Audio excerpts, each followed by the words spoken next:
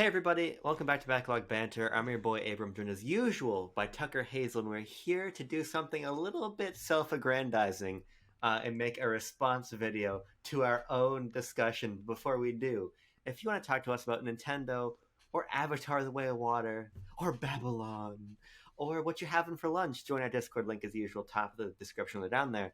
Like the video, subscribe to the channel, ring the bell, and leave a comment. Yeah. We need to try to manipulate the algorithm. Yes. So just engage, send it to your family members. You know what? Send it to everybody you know. Might as well. There's no harm. Offer a hug in exchange for a comment on the BLB video. Everyone loves hugs. The world needs more hugs. True. Go spread hugs and spread algorithmic manipulation, okay? Absolutely. Yeah. That's a new pandemic, guys. But Tucker, like 5 months ago, we recorded a video about how Nintendo should make less games. Yes. And then about 4 months ago, no, 4 months after we recorded that video, we posted it. Yes.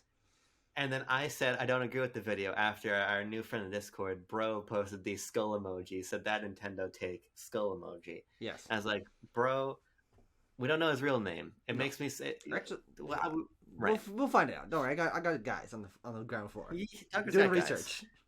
And I've got a new opinion on the sort of concept of this video we put out. Yeah. That was outdated before we even released it because I don't agree with it anymore. Sure. Tucker, where's your head at going to this discussion? I just Well, want a vibe check. The reason I'm so interested to have this discussion and why I was so surprised to see you so instantly turn pale to yourself, I guess, on the opinion that you espoused in that previous video, is that I don't fall in any particular camps at the moment. I am, as I was in that first video, I'm a blank slate for you to canvas on, to doodle whatever you please. And I might agree, I might disagree, but we will see. Just for context, for those of you who didn't watch the other video, which, first of all, what the hell's wrong with you? Abram proposed that Nintendo should make less games because they are releasing games that are not with unfinished content, like a Mario Party. Mario Strikers, Golf, Super Rush, Battle League, Adventure, Nintendo Switch Sports, or they are releasing games on top of each other because they're releasing too many games, and that creates an imbalanced schedule. And you were noting things that you thought were a problem with this, but you've changed your mind since then. You were very confident about it in that video, and it was a good discussion, which is why I fought tooth and nail to put it up. But I'm interested in hearing where you've shifted to, because I don't necessarily know if it's Nintendo should make more games. It's not really. Well, let me put it this way. First of all, you said you're a canvas for me. Yes. And I just want to say that BLB not paying the bills. So I started doing a lot of body paint art on Tucker. So feel free to leave a comment below if you want to hire us. Sure. I'll paint anything you want on him. But that's a side note. The main thing we're here to talk about is the topic of the video. And here's the situation. This is a discussion you didn't want to begin with me, Tucker, and you made a mistake. Today or ever? Well, I didn't start the other conversation either. If you remember back to that other video, I didn't even know what we were talking about going into it. So right. You shouldn't have started the conversation with yourself, mister. But here's the situation. This is actually fortuitous timing. Perfect. Because my comment is not that Nintendo should make more games. But it's more that, and this is a more topical way to maybe frame the conversation right now. Nintendo should make the same number of games. They should charge more money for them. Okay. Let's put it that way. Because Nintendo Switch Sports, $90. $90 for Nintendo Switch Sports. $15 for Jump Rope Challenge. Perfect. But so that is infinite times more. Actually, no. 0 times infinity is still 0, so never mind. But I don't know how numbers work. Yeah, we'll figure it out. But what I do know is doing research. You got people all over the fucking place. Don't worry about all kinds of things. Microsoft announced, I think it's as the time of recording, who God knows when this video is going to go up, but as of the time of recording, Microsoft recently said that Xbox first-party games will now become $70 from 2023 on. A few years removed from Sony doing the same thing, and Blizzard, I guess, and EA, and all these fuckers selling $70 games. Yeah, and that trumpeted up the one of the many gaming discourses that I don't like, which is game price. Mm-hmm. It infuriates me to talk about game price. Yeah, which is why we're Um, doing that today. right. Which is why you didn't want to start this conversation with me. But I was on a call with John at the time when that news broke, and I Yeah. was like, "Man, for all two people that buy games on Xbox, I'm sure they really care." Yeah. You know what Yeah. I mean?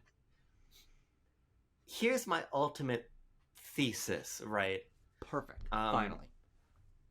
the games industry is in trouble on a AAA level, and Sure. I want to kind of unpack what I mean by that. But a lot of it is Microsoft's fault, in my opinion, and a lot of it is the fault of how a lot of. And Fail. I've got a Series X right there, so I'm not a fucking anti-Microsoft omen. I have a Series S also. I bought them both. I like Xbox a lot. Love Halo.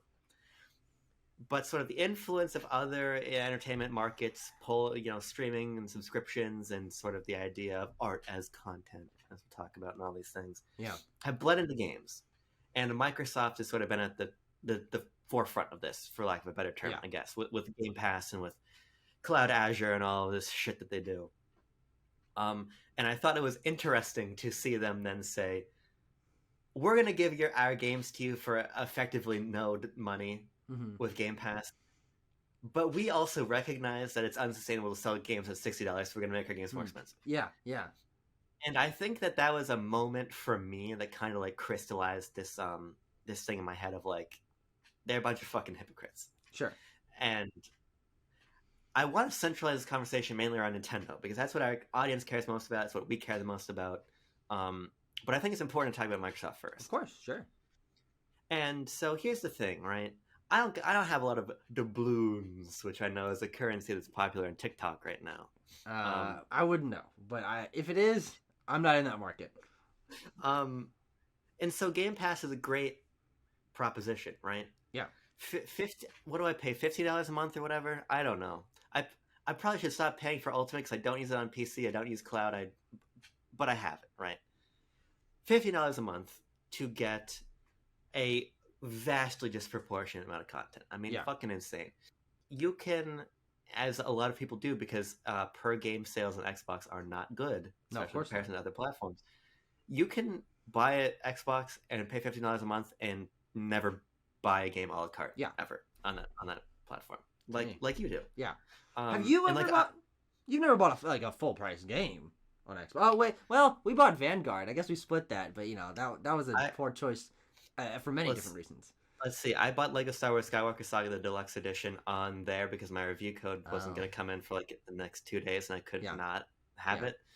But I actually mostly favorite game of the year. Perfect. Totally worth it. Right. Yeah. No, but if I buy things on Xbox, it's usually back compatible stuff that's on sale really cheap, because Microsoft has a really compelling consumer side ecosystem. You can't deny that. I think if you don't care about anything else, if you just are like, what is the most consumer friendly, accessible ecosystem, it's Microsoft's 100%. Yeah. But my voice cracked because my voice is trying to prevent me from spilling the truth here. Here he is. Jesus, ladies and gentlemen. There's a lot of problems with what Microsoft is doing to the industry, in my opinion. Yeah. And I think it's important to set all this up so we can talk about Nintendo and sort of its situation in the marketplace. Mm-hmm. Feel free to jump in whenever you want, because I'm just going to keep going. You still haven't really set the groundwork, so I can't quite respond yet. I've got some ideas floating around of things I might want to bring up, but keep talking. What Game Pass is doing is it's creating this false reality within the industry of people want subscriptions, and subscriptions are sustainable and financially effective. Yeah. Now, that's not true. No. But the situation is that Xbox is a Microsoft subsidiary, and Microsoft has more money than God. Now, I'm pretty sure God's whole thing is he doesn't have any money because it's not important or whatever. But if God could make an infinite amount of money, Microsoft could make an infinite plus one amount of money. Sure. So Microsoft is able to artificially create this bubble that is Game Pass. Yeah. It doesn't matter if Game Pass is profitable. It doesn't matter how much they sink into Halo Infinite and then throw it on Game Pass for ostensibly free. I know it's free with a subscription, but for free. Mm-hmm. None of that fucking matters. Because, like, Azure is making more money than the entirety of my zip code will see in its lifetime, Mm-hmm. right? So we don't have a real indication of the value of subscription services in the gaming industry. Yeah. And the problem with that is that it puts people in a position wherein they suddenly have to respond. Because now ultimately, the best deal in gaming is a deal that's being propped up by money from Not wherever within gaming, of course. but it's conditioning audience members to say, well, I'll wait for Game Pass, or I'll get a subscription, never buy anything, or Yeah. you're trying to charge full price for this game. Well, it's gonna be free in 6 months on Game Pass, whatever. It's conditioning those behaviors, and it's putting people in a position where they have to respond. Mm-hmm. And PlayStation clearly responded with PS Plus. Yeah. Clearly. Now, I think PS Plus is a bad service, but that's only because I already own all the first party stuff and they don't have enough retro content. Yeah. For the majority of people who just have a PlayStation, it is a very competent Game Pass analog. Absolutely. In my opinion. But that's not good for PlayStation, because what is PlayStation all about? PlayStation is about their first party games. Yeah. And their first party games sell a lot of units. God of War 2018 sold 20 million copies. But here's the situation about that 20 million number. A lot of those copies were sold $30. Those copies were sold at $20. Those copies were sold at $9.99. Yeah. And so we've got this situation where Microsoft is basically conditioning people to not pay for games. Mm-hmm. And then we have PlayStation intentionally devaluing their own games. Let's start slashing prices really, really quick. You'll see a lot of PlayStation games go super, super cheap if you just give them 6 months. Yeah. It happens to most of them. And then you got them saying, well, now Last we got of Us 2 is like $10 right now. Yeah. Or it was for Black Friday, I guess. Yeah. And now you got them saying, well, now we got to bow to the pressure of Microsoft and make our own subscription service. Mm-hmm. And suddenly we're going to keep devaluing our games to where they're no longer these big, beautiful, high production value pieces of art, but they're like pieces of content to click into a subscription service. Mm-hmm. And here's the problem with that. Sean Layden said a couple of years ago, before he left PlayStation, that there's a problem with AAA gaming. We're spending 5 years to make God of War Ragnarok, and God of War Ragnarok is a 40-hour game. Yeah. We're probably spending $250 million to make this game. Well, now we're releasing a game that took 5 years and $250 million into an environment where nobody wants to pay full price for games. Yeah. And I wouldn't blame Except anybody. for the fact that it's the fastest selling PlayStation Studios game. For now. But let's wait until they start discounting it. And suddenly the amount of money you make is less and less and less, and all of a sudden God of War is not a thing like Splatoon that sells for years at full price. It's a thing that has this amazing opening and then starts making a lot of more sales at a much lower price point until it's free. And that's not very sustainable if you're spending a fuck ton of money to make these games. Mm-hmm. And so my position on the whole is that a lot of problems with AAA gaming are our fault. My fault and your fault. Yeah. I sit awake at night blaming myself for most of the world's problems, but this is one of them. In that we are doing the right thing you do as a consumer whose money is valuable, which is spend as little of it as possible. Yeah.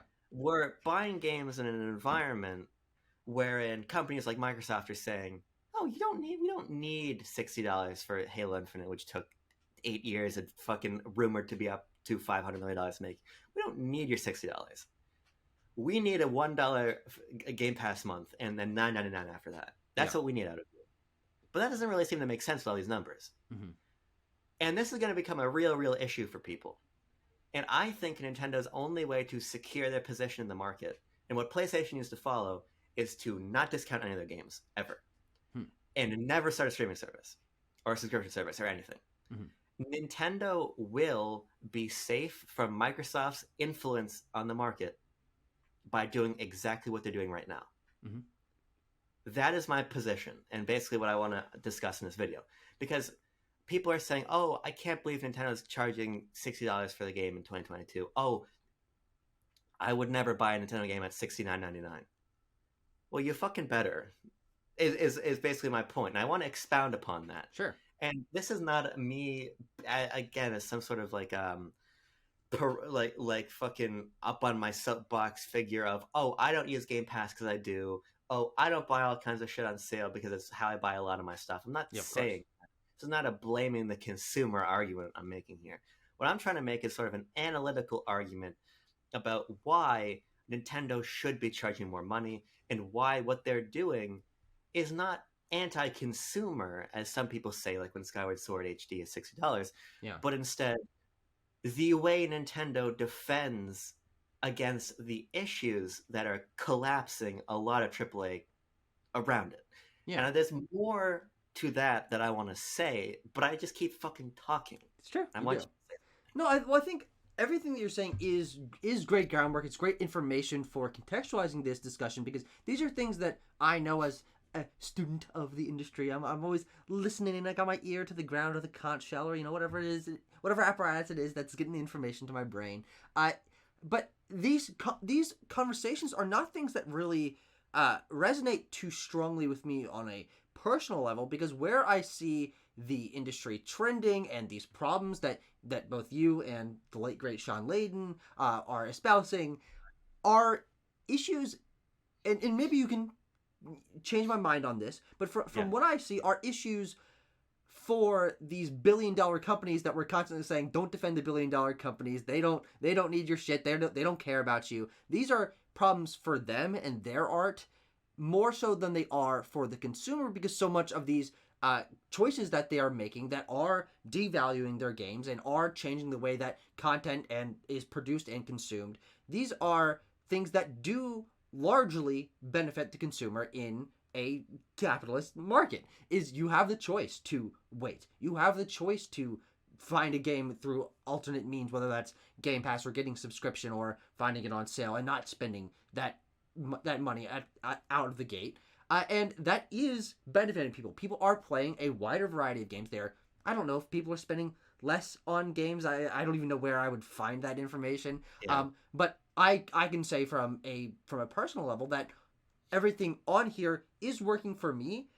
However, I recognize that it is not sustainable. And where I think the conversation in my mind is really salient is what will be the change? Because I think you're right. I think Nintendo and to a certain extent Sony holding out against what Microsoft is doing with the day and date, with everything going on Game Pass, even getting some major third party game, well, major Rainbow Six Extraction, major third party games day and date on Game Pass that is devaluing things, and the fact that that these other companies, Sony and Nintendo and Sony to a certain extent, are keeping up some sort of value, I think will be the ultimate end to this. I think what we're seeing now is overreaction on Microsoft's part because guess what they had to do to stay relevant at all in the of Xbox course. One generation is do drastic fucking things. And they can do that Yeah, because they're Microsoft and as you said they have more money than God and they can make these decisions that do devalue the content but build up Xbox as a brand that guess what people care about now. You and I were never Xbox people. We now have Xboxes and we basically only use Game Pass. That is yeah, and getting their stuff on everywhere. This is their model and it is working for them. But it might not work forever. And that's what I find interesting is this overreaction and then this possible sag that we think we're starting to get into. But I think that things will level out and it's that balance in 5 or 6 years time that I'm really curious to see if Game Pass can stay sustainable for that amount of time. If Nintendo starts a streaming service, if PlayStation Plus becomes something where they are putting day and date content. yeah. I don't know if that's going to continue. It seems that's the direction it's trending, but I do think that as we see streaming services become basically the only way that most people consume their content nowadays, things are going to have to start tipping back a little bit the other way. And I think there will be a middle ground, and it is pushing back against that is preemptively getting us to that middle ground.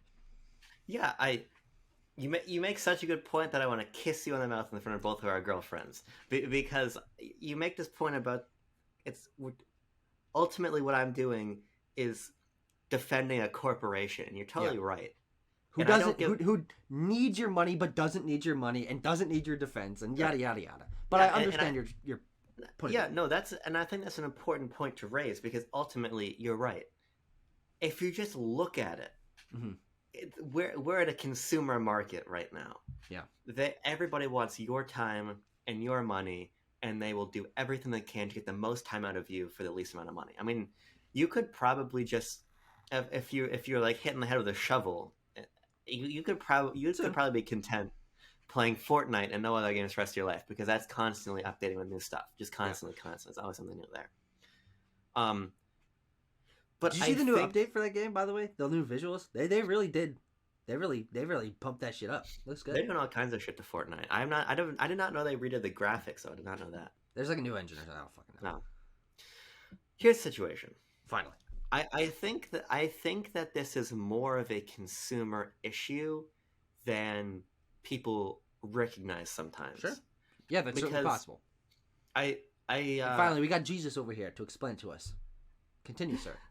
When the Horizon Zero Dawn remake was announced, mm-hmm. there was a lot of people announced, rumored. That's not.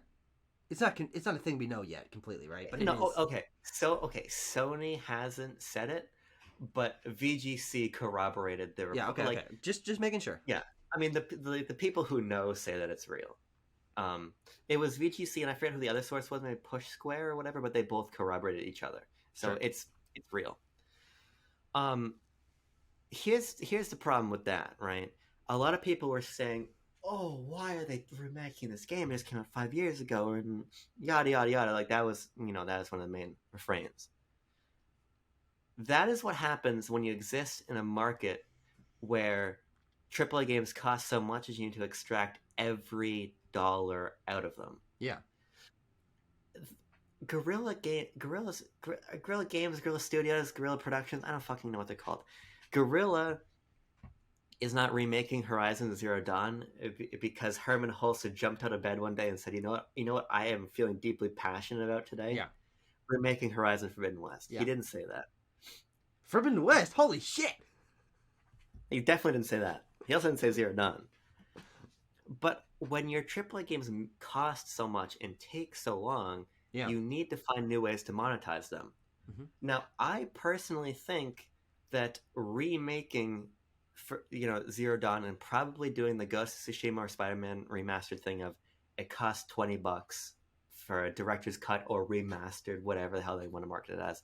Mm-hmm. I think that is a lot more passive and acceptable on a consumer side way to monetize your AAA game further than plugging it full of microtransactions. Yeah, right. Yeah. But which thankfully Sony hasn't quite gotten to yet, though they are starting to trend to live service games. Once those start coming out, we'll see what happens. Also, GT7 apparently has really predatory microtransactions. Yeah, I forgot about that. But I'm not a pervert who plays car games, so who drives I don't cars. know. Or drives cars. Yeah. I can't do that either. But you got to get that money somehow. Yeah. And I think that decisions like microtransactions or like Callisto Protocol is a fucking $30 season pass. And when I saw it, I'm like, are you kidding me? I didn't even know that. Are you kidding me? You want me to...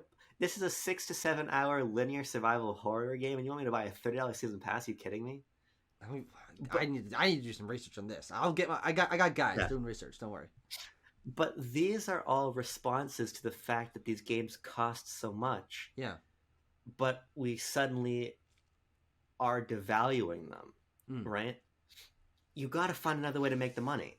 And there's passive ways to do that, like remastering Forbidden West, Zero Dawn, using the Forbidden West engine. Yeah. Or there's obtrusive ways to do that, like filling Gran Turismo 7 with microtransactions. Mm-hmm. Or turning Halo into a free-to-play game where it takes 19 years to get a fucking Spartan Mark helmet that you want, so you buy their currency or whatever. That's what happens when you start devaluing games to monetarily. Not I'm talking about monetary devaluation in your games. And so something has to change. Not spiritually. I've never spiritually devalued Halo. But something has to change. Mm-hmm. Either the games need to start being sold for more, or they need to start being made for less. Yeah. One of those two things must happen.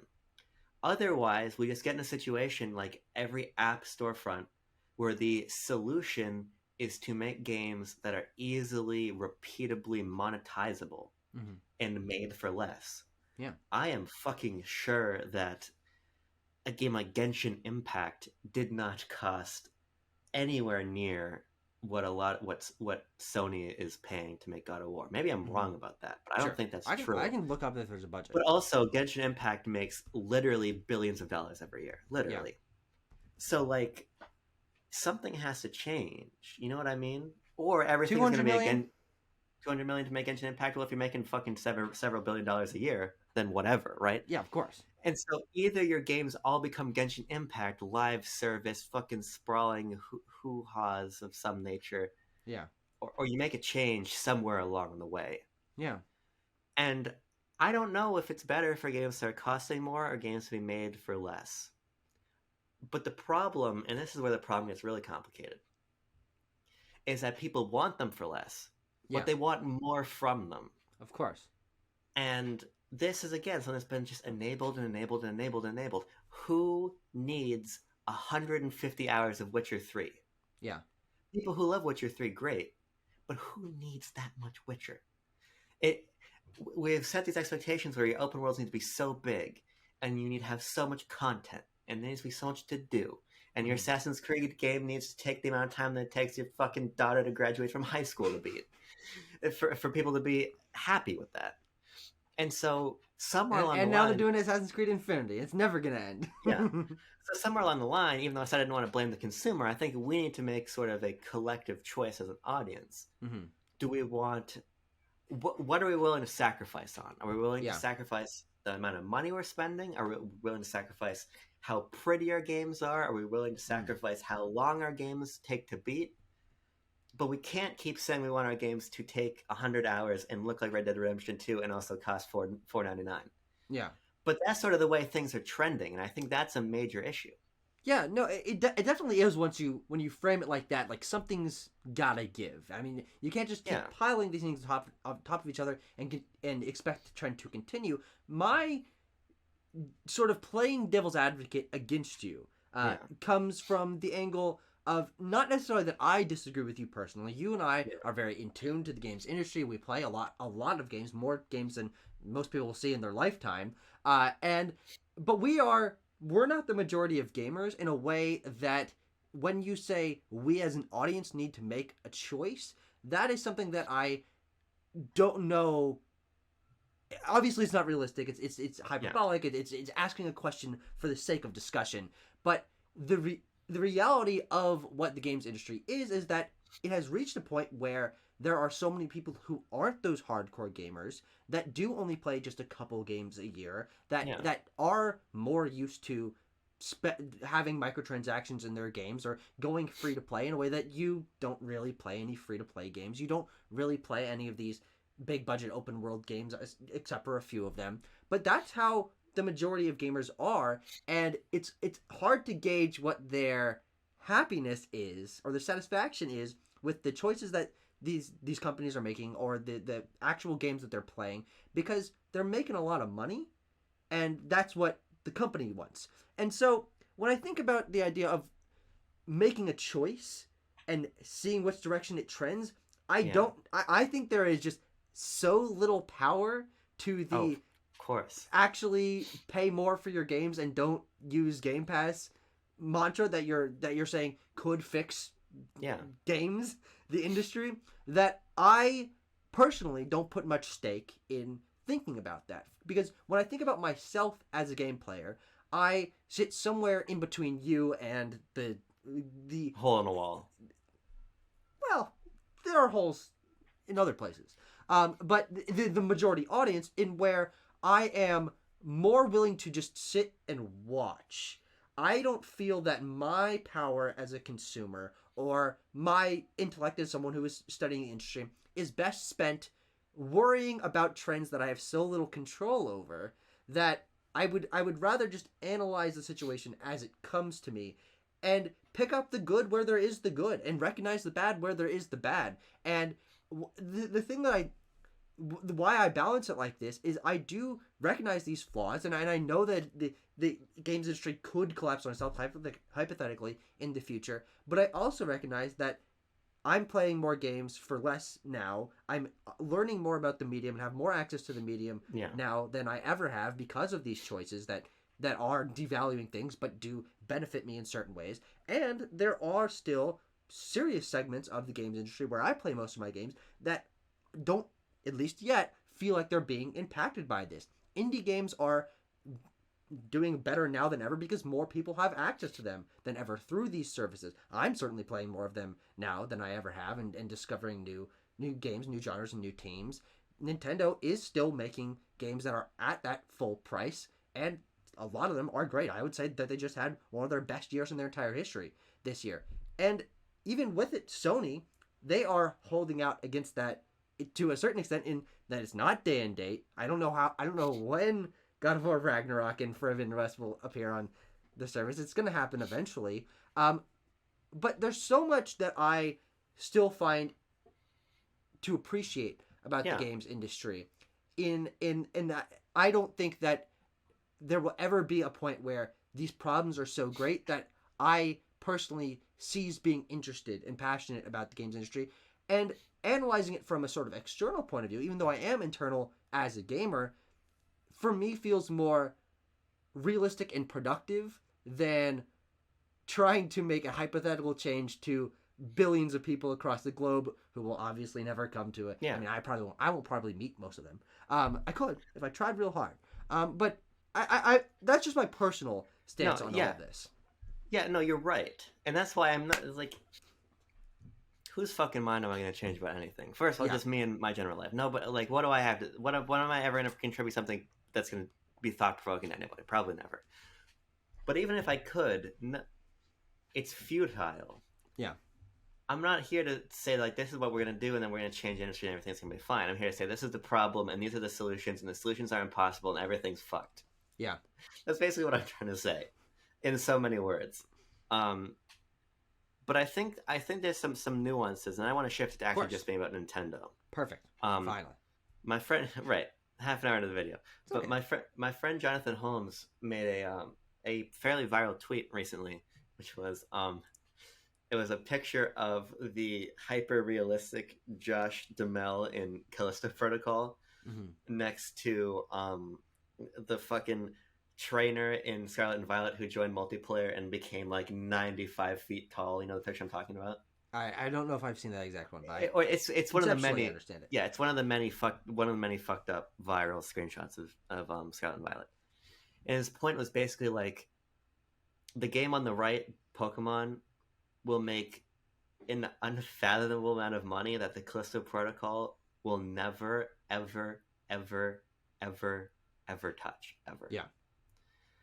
And the most popular games in the world are not the open world games we're talking about, even necessarily. Yeah. They're definitely not photorealistic, linear AAA games. They're not. Mm-hmm. Yeah, of course. It's like fucking Hello Neighbor and Fortnite and Among Us and Fall Guys and all this garbage or whatever whatever kids that were hit with the shovels are playing or what. But on a serious note, the games that are financially interesting are captivating, not because they're pretty, but captivating because they've got some sort of good idea that's appealing to so many people that any demographic can enjoy. Is Fall Guys for me? No, but I think it's really remarkable how Fall Guys said, let's take the online multiplayer game and make it about something other than killing each other, and let's give it this goofy aesthetic, and let's make these partnerships, and let's play on this idea of Wipeout and all this stuff. It's a very, very clever game, 100% a very clever game. And that is that sort of cleverness that is profitable, or is the most profitable. Yeah. So I think there's already just like a fucking dollars and donuts and pens and papers sort of mismatch between where like traditional hardcore AAA is going and the games that are actually really popular with people. It's a great point. It's also Jonathan Holmes' point, and he's writing a piece about this for Destructoid, and I don't know when it's coming up. He talked about it on his podcast, and I want him to release it. You might retrospectively put it in the description when it comes out. Yeah, we'll see when he publishes it. But at the same time, then there's this sentiment that dichotomy exists because we don't play those really popular games. Tucker, I have no fucking idea what Roblox is. I have no You've clue. gone on this. You've made this clear a couple times in our video. I have no clue what Roblox is. But that doesn't mean Roblox is not one of the biggest gaming experiences or games or hubs or whatever the fuck it is in the world, right? Yeah. But we don't care about it. Mm-hmm. And so when I say gamers need to make a choice, I'm referring to what is ostensibly already a minority in the industry. Of course. And even those hardcore games, let me give an example that'll get me in trouble. I'm not going to make any kind of judgment about the game or the context around it. I'm going to make a statement. Hogwarts Legacy is a game that is under intense scrutiny about its moral value. Yeah. I think that's a fair way to say what's happening around Hogwarts Legacy. Absolutely. That game is going to sell an asinine number of copies. Of course it will. And 95% of people that buy Hogwarts Legacy will have no fucking clue what the controversy is. Of course. Absolutely. And that's not me making a value judgment on the controversy or anything. It's me simply stating that we exist in a myopia wherein the problems I'm expressing are not problems that the fucking vast majority of people have any concept of. So I think that's important context to keep in mind. But I want to talk about Nintendo in specific now. Yeah, finally. 30 minutes into the conversation. Yeah. Somebody posted on Twitter, so Nintendo's next, right? In reference to Microsoft bringing the game $70. Yeah. And then I believe it was RTG85. I believe RGT, yeah. RGT. I think it was him that said this. He was talking about the pricing thing, and he was talking about how, in his opinion, it's sort of a fallacy to express sort of comments about how inflationary value of our money make games cheaper than ever in comparison to what they used to be when the sticker price was the same or even higher for some SNES games than it is now, and all these things. And what he was saying was basically like, that is an unfair comparison to draw because now we're printing on media that is much cheaper. We're printing on Blu-rays, which are not as expensive as cartridges and all these things. Yeah. But I think that's its own... not printing at all. Yeah. But I think that's its own fallacy unto itself because... Holy shit. There's some crazy phallus going on here. And I love a crazy phallus. You do. It costs a fuck ton of money to make Final Fantasy IV. Yeah. On NES. Just get one of them that's on NES. I don't fucking play Final Fantasy. It costs a lot of money to produce the cartridges for a Final Fantasy sequel on NES. Yes.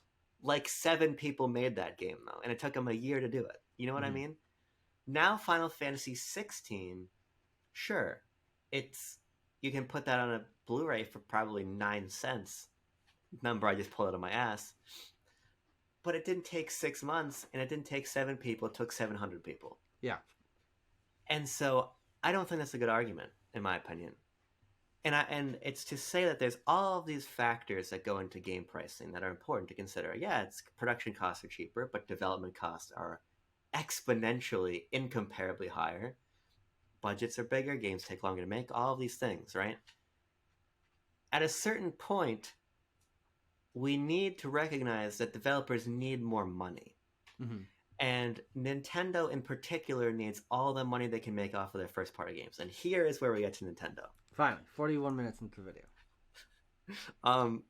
Nintendo does not have the benefit of Genshin Impact. Now, what do I mean by that, Tucker? That's a great question. It's not on the Switch. Thank you. PlayStation makes, simply by merit of Genshin Impact existing in their ecosystem, hundreds of millions of dollars. Yeah. I was making the case that because Nintendo has more third-party support now than they ever have before, they can sort of rest a little bit more heavily on that and not focus as much on the first-party software. Yeah. Well, I think that was completely false of me to claim. I don't think that was fair at all. Okay. Because the lion's share of Nintendo's money still comes from first-party, and even if there is more coming in from third-party, it's incomparable, those scales. Yeah, yeah.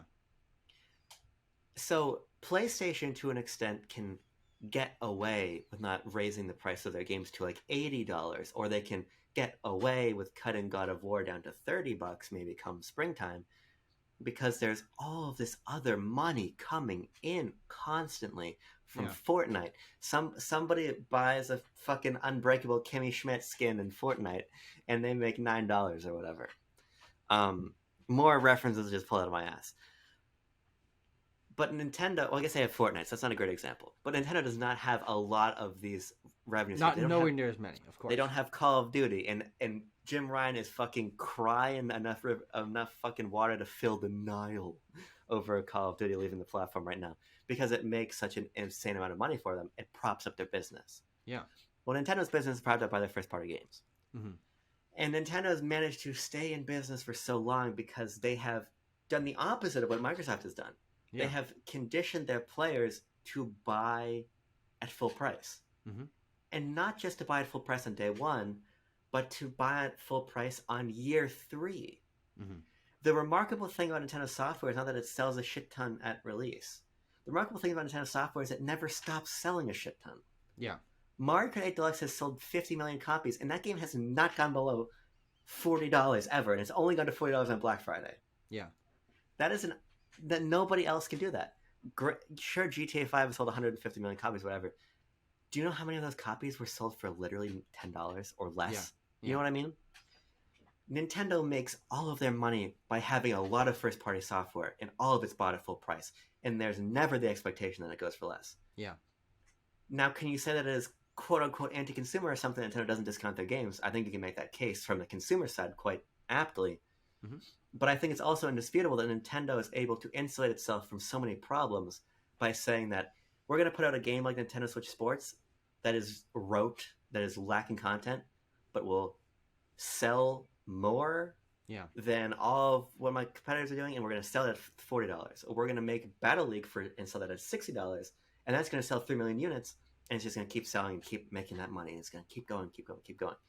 Nintendo's health in an ecosystem where everything is facing all these various challenges is rectified by never discounting their games. Mm-hmm. And I think that a Nintendo that charged $10 more for their games could maybe be in a better position than that. What do you think about this?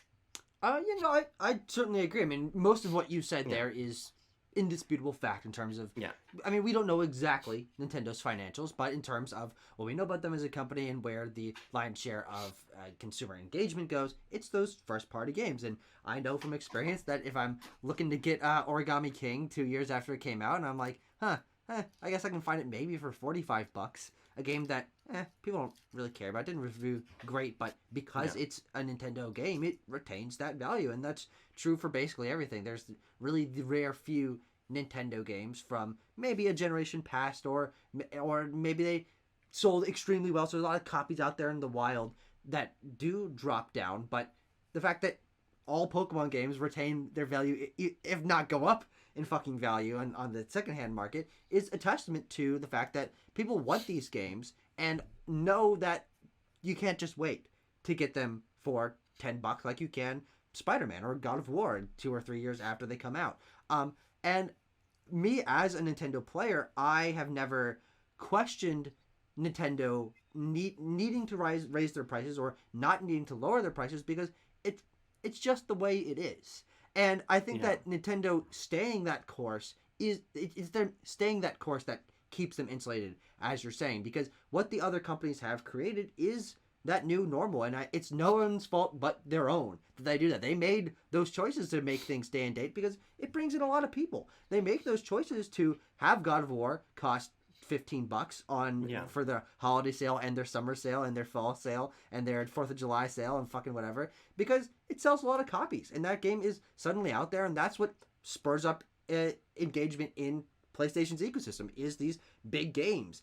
But Nintendo never made those choices, and so I'm just never conditioned to question those choices because it's how it's been. And I do possibly question the notion of them raising their prices in terms of how will that impact sales. Who knows? It's a hypothetical. I mean, as long as I've been alive, Nintendo first party games have been $60 when they came out. Of course, some handheld ones are $40 or something. But at that $70 price point, I wonder if things would go their sales would decrease in some form or fashion, because you and I know from experience with that $70 price point, it makes us question some of our prices, our purchases. It's you and me trying to figure out how to get Forbidden West for the PS4 version, but it comes with the free PS5 version because the PS4 is $60, and we don't. Yeah. Why would he pay 70 when we can pay 60? Or let's see if we can split this, or maybe find a fucking coupon or whatever. Because $70 is it's a lot of money. It's a lot of money, but it's also psychologically more money because we've been conditioned our entire lives to expect things for $60. This is a trend that will change over time as this generation has already started with that $70 price point. All the first party PlayStation games and things like fucking Valhalla and Watch Dogs Legion, which by the way both those games now cost $10, $15. Started at the beginning of this generation.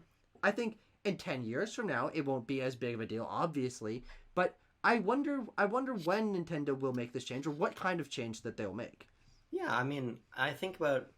I still have so many observations. You've raised so many interesting points. This is how BLB works. You talk for 20 minutes, I talk for 5. I've raised interesting points, and boom, more fuel for you. Talk for another 20 minutes. Fantastic. It's a symbiotic relationship. Like a Mantine and a Remoraid. It's a great reference.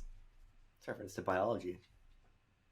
Not real biology, but Far Cry 6 came out in October of 2021, if I'm not mistaken. I bought that game for like $15 a couple months ago. Yeah. You can literally get a copy of Far Cry 6 for $8. Literally, like I'm pretty sure I just saw Warrior 64 listing it today for $8. Yeah. Can you imagine, Tucker, if Metroid Dread, a release from October 2021, you could be bought for $8 right now? It's unfathomable. It's unfathomable because Nintendo's controlled their prices very well. Yeah. And I do think that there is a real value to price control. Does it suck when everyone else is not doing that? Yeah, sure. Completely.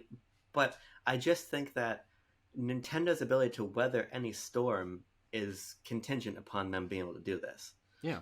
And think about like when you could buy Origami King for like $20 at Best Buy, some people are riding through the streets like fucking Paul Revere. Go get your copy of Origami King. I couldn't even get it. Yeah. You sent me a link like 2 hours later and I was like, God damn, it's gone. Yeah. Because it doesn't happen. You know when Nintendo discounts their games? When they decide that they want to discount their games. Yeah. By doing Nintendo Selects. Now they've completely said, who gives a fuck about Nintendo Selects? Very, very interesting. Which maybe they should have done. But maybe that's the same thing as what you're talking about. There is something to be said about those Nintendo Select versions devaluing some of those games. Because when I see Pikmin 3 Deluxe being sold for $60, I'm like, absolutely. I could just go get that on Wii U for full price 20 or whatever it was, 25, 30. 20. Why would I get that? But that's not going to be a problem with the Switch because they can't do it now. They can't start now. Are you kidding me? 5 years into the system's life cycle starting this. But that's a side effect of them having maybe now better price control than they ever have. Yeah, and here's the thing. You make you ask a question. You ask wonderful questions. One of the many wonderful questions you've asked me in our lifetimes is when will Nintendo raise the price to $70 and what will people think? Hold on, I have to cough. I'm not going to mute. I'm human too. We all cough. Yeah. There was a platform, I don't know if you've heard of it, it's called the Nintendo 3DS. Sure. I put it in air quotes because I'm not sure if it's real. Pokemon sold for $39.99 always. Yeah. Nobody batted an eyelid when suddenly Pokemon games on Switch cost 150% of what they used to cost. Yeah, it's true. Nintendo's first party games during the Wii era were $49.99. Mm-hmm. Nobody. I didn't know that. Never bought one full price. I was 9. Yeah. I don't think I could fathom $50 at that point in my life. There was I think the first game I ever bought with my own money was New Super Mario Brothers Wii. Mm-hmm. I don't know how I came into that kind of money. Probably my gambling addiction I had as an 8-year-old. Yeah. Might have played into it. But I remember getting that game like $50. You fucking in this economy? We're fucking. Yeah. Oh, Obama's just crashed the housing market or whatever he's done. Whatever the Big Short told me happened. But like Nintendo has a brand loyalty and strength that is not seen anywhere else in the industry. Of course, yeah. if you say, "Hey, we're making a new 3D Mario, but it costs $10 more," nobody's gonna bat an eyelid. If you said, "Hey, we're making a 3D Mario, but you have to hit a random person in the head with a billy club before you can buy it," half of the world's population will be concussed. Yeah. Nintendo has done the Disney thing of make our brand so valuable and so important to you that it's impossible to not buy what we put out. Mm-hmm. And I'm not even making a value judgment whether that's good or not. I'm just saying that's what Nintendo has done. Yeah. And so, like, when Metroid Dread sells the best in series, but people are like, "Oh, it didn't sell enough." Yeah, I was even one of those people. I gotta be like, hold on a second, Abram, and other people like me. Metroid Dread selling what 3 million copies, whatever it is, selling all those copies at $60. Yeah. Is more impressive than most franchises could possibly say. Mm. So I just think it's important to recognize what is enabled by Nintendo selling. When you look at what is enabled by when you look at Nintendo sales figures, the overwhelming majority, to where the exception is statistical anomaly, the overall majority of those sales being at full price, that's really, really, really, really, really important for the business model. And just imagine what they could do with an extra $500 million if every copy of Mario Kart 8 Deluxe was sold for $10 more. Sure. How many games could they make with that amount of money? Because again, their games also don't cost as much as what PlayStation's games cost. Of course, obviously. Yeah. Imagine what all of that money could do. All of new games that could come from that. All of the money they can put into servers, and hell, the money they can give to the people that are in their company and pay them better. There is so much they could do. Bottom of the list. Bottom of the list. There's so much they could do with that price increase. I think it is illogical to not stop and at least consider why games should cost more and what could happen if they did. Yeah. Yeah. Kinda, That's the answer that I think people don't even necessarily care to think about, because there's also the question mark on it. Sure, hypothetically, Mario Kart 8 Deluxe costs $70. They get $500 million more dollars, whatever. Do they make more games with that money? Who knows? Do they put it into servers? Because from what we know about Nintendo is they making their games, they having their shitty servers, and they charging their games at full price. And I wonder, again, we're thinking about a hypothetical world, if we would feel a marked difference in the quality of these things if they suddenly had more money. Because guess what? Nintendo has enough money to do those things already. I believe, when the Wii U generation was wrapping up, we were starting to get the Switch, I heard statistics that they could not make a game for like 45 years and they would not go bankrupt. Because they have so much fucking money, they're worth so much, and they just have money. It.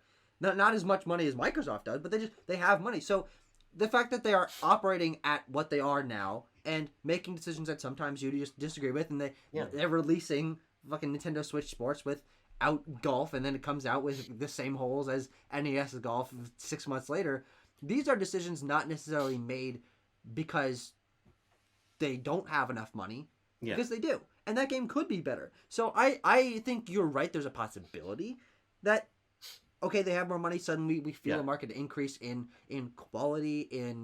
We hear from a third-party source that everyone's happier at Nintendo all of a sudden because they're getting paid $5 more an hour.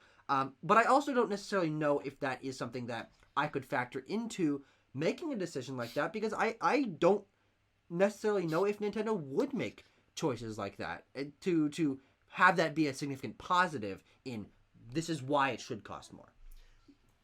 You're 100% right. We don't know that. I'm betting all A's today.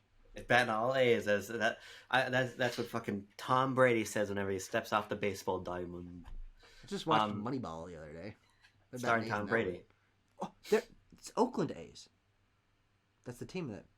Continue. Fucking A, you know what I mean? You're right, we don't know. But I think a Nintendo with more money is better than a Nintendo with less money. Sure, yeah.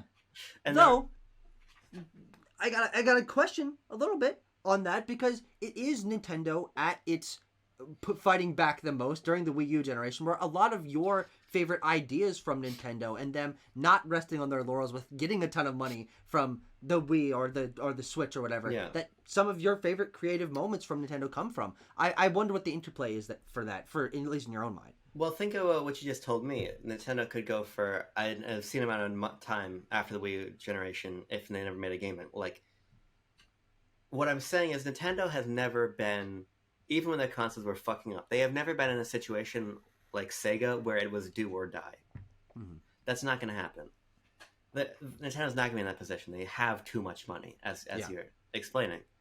But having more money is not necessarily a bad thing, especially Yeah, right of now, course. because you're right. A Nintendo, a Nintendo that needs to earn its sales is a Nintendo that's usually more interesting. Yeah. Early 3DS era, GameCube, Wii U, probably my three favorite Nintendo systems. Switch number 4 right now. Um, What the fuck came out it's in the early 3DS era? That no. Sorry, I mean the spirit of Nintendo of we're gonna cut the price and we're gonna oh, give you these ambassador games and we're gonna drop devalue the fucking 3DS. that's a different situation. But that's funny. But the idea that what I'm saying is a Nintendo that needs to do better is a Nintendo that's willing to make smart decisions. Sure. And a Nintendo that doesn't consider rest on its financial laurels, like the Switch, doesn't need to make as many, right? Yeah. They don't need to make as many risks. So you're right, but again, Nintendo was not going to die if the Wii Yeah. U Yeah. just fucked up entirely. It didn't matter ultimately. Mhm. But Nintendo goes through booms and busts, Of course. and when Guess they're what? So does literally everything on the face of the planet. That is how cycles work. yeah, but when Nintendo is Everyone should keep that in fucking mind. when Nintendo is busting, I rather they had a full bank account. You know what I mean? Sure. And here's the other component, They already do, but right? But what I'm saying is there is little downside to them having more money. Is what I would say, I suppose. I think that there is also a really important and under-discussed upside to Nintendo being as financially fit as humanly possible. sure. Yeah. Nintendo needs to be careful of the potential that a nefarious or politically dubious interest could acquire significant chunks of them. Mm. Saudi Arabia owns a stake of Nintendo. Yeah. Saudi Arabia, the Saudi wealth fund is not a good thing. Sure. People can go learn about that on their own time. I got guys doing research. Don't worry. Nintendo is of a size, and I was having this explained to me recently. Nintendo is of a size and of a classification in Japan where it would not be impossible to acquire, where it'd be highly improbable to acquire them, but not impossible. Yeah. It is not impossible for Tencent or Saudi Arabia to funnel a shit ton into Nintendo, and suddenly 30% of the company isn't owned by them anymore. Yeah. And a healthy Nintendo that can defend itself against all vectors of attack, strong competition, potentially failing internal hardware, Yeah. potential acquisition threats, all of this can be held back a little bit by making sure that their first party games continue to make as much money as possible. And even though I think that Nintendo Switch Sports is a lacking package, that Battle League is a lacking package, the business models of those games are so much healthier than the business models of a lot of other AAA games. Of course. Yeah. Where is the season pass in Nintendo Sports? It doesn't exist because they don't need it to. Mm-hmm. Nintendo can make these games, these service games, with no financial incentive for you to keep spending because they make so much money on the sale that they don't have to worry about it. They don't need those games to be recurrent sources of revenue. And that's why they half-assed the post-launch content. Yeah, 100%. But part of me, if things keep getting worse and people keep relying more on huge season passes and predatory microtransactions, I'd rather we got a couple with random waves of Mario Strikers DLC than a Mario Strikers game that comes out for $30 and has microtransactions and season passes, you buy and all this shit. Nintendo is the last bastion of a lot of traditional business practices in games for a large part. And that's only going to stay if they can keep making as much money as possible. And they can only keep their company as healthy as possible if they keep doing that. Sure. Nintendo making $10 more is probably a good thing in the long run. And I don't think I would be significantly surprised if a vast majority of Nintendo fans say, no, that's my $10 my breaking point. Yeah. It's Yeah. not going to happen. Sure. No, all incredible hypothetical scenarios here. Of course. What we are seeing with say the $70 price point, I was saying, you and I, it's raised some question marks about Yeah. some of our purchases, but it's not raising enough questions marks about any purchases to where we've noticed a significant dip in sales across any of these franchises that have bumped their costs up to $70. The only question mark being that some of these games aren't selling as well as they could because there's not enough PS5s out in the wild because this gen is weird about production. But that is not the fault of the $70, and it is going to become more normalized. So yeah, I expect Nintendo to raise their prices. I don't think that we can get to a place in the industry where the common price is $70 and Nintendo's still just like, no, we're fine. Everyone's used to it, but we're fine. We're fine sticking to $60. I don't see that happening. Well, I mean, at the same time, though, I suppose they are making that full $60, Mm-hmm. wherein a lot of companies are splitting that Fair, yeah. with publishers and things. So they might be able to withstand for a long time. I mean, Nintendo was charging less for their games in the 7th generation than their competitors were, 100%. Mm-hmm. But my ultimate goal is to illustrate that there is a lot of value to the $70 price point. Yeah. For the industry as a whole. And my hope, if people take anything away from this video, is that it makes sense. It's not just money grubbing for companies to want $70 for the games, which seems to be like people like the game's not worth that much money. It's that you work on a game for 5 years that costs $100 million to make as a QA tester or a producer or just somebody who runs Nintendo's books and say that the game isn't worth $70. I think we just have to bring it back to where the conversation began. We have a myopic understanding because of a various number of factors about how much things should be worth. Yeah, and should is a subjective word, so people might very easily disagree with me.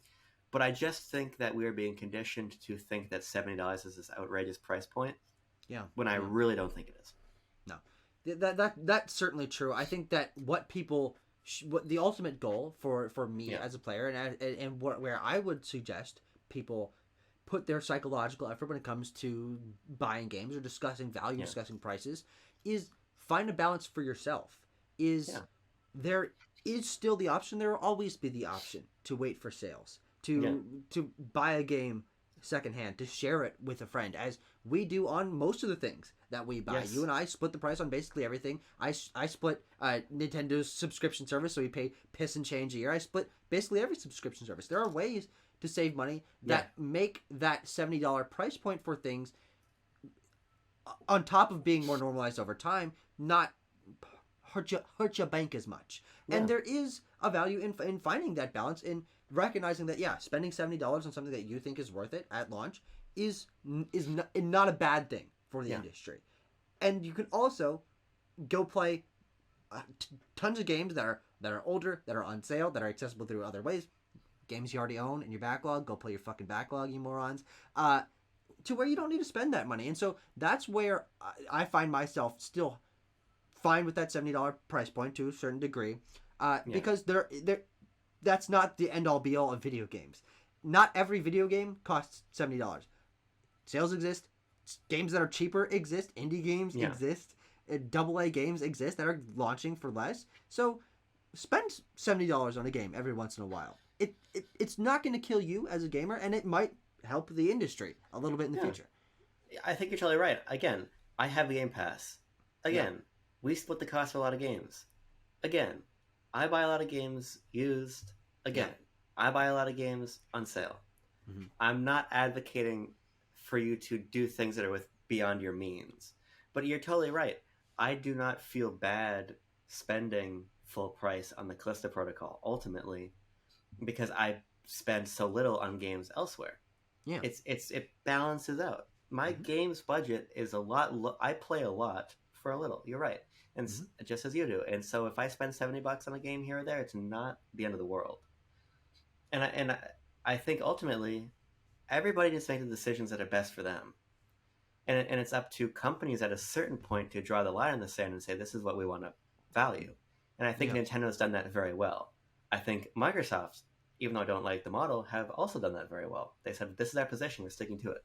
Nintendo's done Yeah. the same. PlayStation's wishy-washy, and that's something they have to figure out. Mm. But it's not anybody's responsibility to buy God of War Ragnarok at $70 to help support Santa Monica. Yeah. It's PlayStation's responsibility to not make the game $3 a week after it comes out. Sure.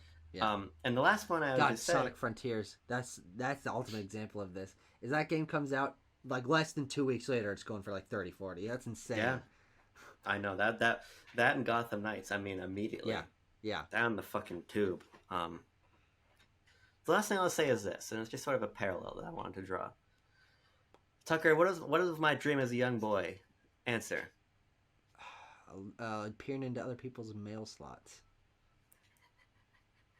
It's a great reference. um, my dream as a young boy was to be able to go to the movie theater whenever I wanted to. I've never heard you say that. This is true. I'm revealing So something. I couldn't have answered that No, accurately. this is something I probably never revealed to you. My dream when I was a kid was to be able to go to the movie theater every week if I wanted to. Yeah. But I live 40 minutes away from the movie theater. I couldn't drive. I still can't drive. But now Jean can drive us to movies all the time. Or I could take the bus line there all of a sudden because it basically a whole bunch of factors. I'm able to now live out what I will say. It wasn't my sole dream as a child, but one of my dreams as a child to go to the movie theater whenever I want. Most times at the movie theater, there are no other people in the theater with me. Yeah.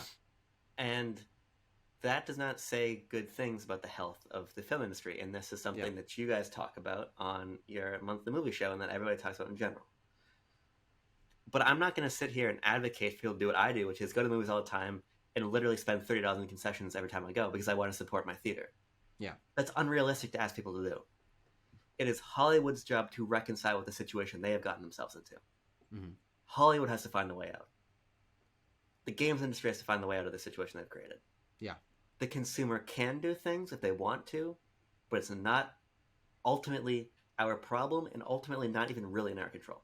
Exactly. And that's where I again, as usual, I'm right where I should be. I don't need my mind changed. I'm a blank slate, and that's okay because I do think that is my perspective on the film industry as well. Is that Netflix is devaluing things, and Disney Plus and who knows what the hell's going on? Like Netflix not making any money, but that's their problem. Like frankly, something's going to change, and this is true for Game Pass as well. It will not stay this way. Well, I guess it maybe could for Microsoft. They have more money than God, but the subscription service, the devaluing games, will not change or will not stay this way forever. And there will come a point where we're used to Game Pass, and we're used to games being costing this little, but it's gonna tip back. The scales are gonna tip back at some point, and that's gonna frustrate people for a little bit. But I think it'll ultimately be in the benefit of the games that we're playing and the health of the companies that are making them, and subsequently the employees that help make these games. So I'm sorry in advance, people that are so happy with Game Pass and PS Plus and all this, but it's not going to stay that way forever. And tough toodles, I guess, you've in 10 years. Yeah. All I really wanted to do is help understand what I see as the problem and be cynical about it, but then ultimately illustrate that you do what's best for you. I don't know. But here's what I will say, Tucker. I never want to talk about games as a business ever again. This is actually something interesting that's been floating around in my head. To the best of my ability moving forward, I want to talk about games as an art form, not as an industry. So that's something I want to prioritize on the channel. We've been doing a good job on that on the whole, I think. Mm-hmm. But this is like the one business thing that I've really had stuck in my fucking head for so long. And now it's out. Now it's out. Now we're done. I never want to talk about the industry. It's like you know, piece of popcorn second you eat, and you're just like, it's sitting in there, and you're like, I gotta get this out. Not that most people would know because they don't go to the movie theater. Where else can you get popcorn? Popcorn sales down the tube. Over Redenbacher's out in the street. Orville Redenbacher. Who's your favorite Orville? Animal Crossing.